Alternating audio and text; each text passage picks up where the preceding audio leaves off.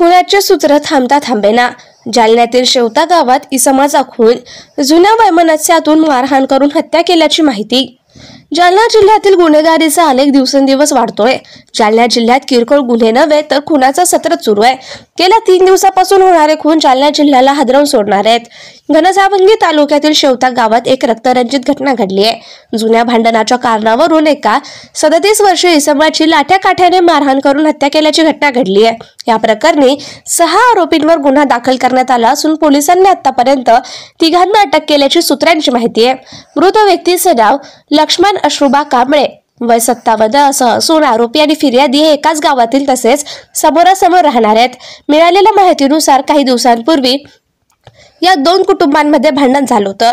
त्याची वादाची दहशत मनात ठेवून आरोपींनी सूड उगवण्याचा निर्णय घेतल्याचं तपासात उघड होत आहे।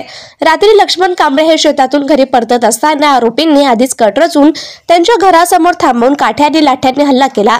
डोक्यावर वार झाल्याने त्यांना गंभीर दुखापत झाली आणि ते घटनास्थळीच मृत झाले। रक्तबंबाळ अवस्थेत त्यांचा मृतदेह पाहून परिसरातील नागरिकांमध्ये भीती आणि संतापाचं वातावरण निर्माण झालंय। घटनेची माहिती मिळताच पोलिसांनी तातडीने घटनास्थळी धाव घेतली।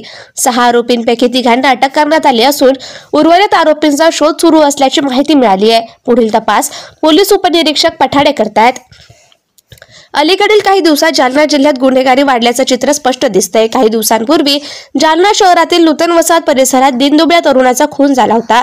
त्याशिवाय चोरी, लूटमार, हाणामारी आणि टोळी युद्धासारख्या घटना वाढत चालल्याची नागरिकांमध्ये चर्चा आहे। जिल्ह्यात कायदा आणि सुव्यवस्थेच्या ढिसाळपणामुळे गुन्हेगारांचं मनोबल वाढल्याचं अनेक नागरिकांचं मत आहे। या घटनांनी पोलीस प्रशासनाच्या कार्यपद्धतीवर प्रश्नचिन्ह उभं केलंय। शेवता गावातील या हत्येनं गावातीलच नव्हे तर संपूर्ण जिल्ह्यात भीतीचं सावट निर्माण केलंय। रात्रीच्या वेळी बाहेर पडणे, शिवारात जाणे किंवा एकटे फिरणे याबाबत नागरिक आता अधिक जागरूक तर अनेक ठिकाणी घाबरून आहेत।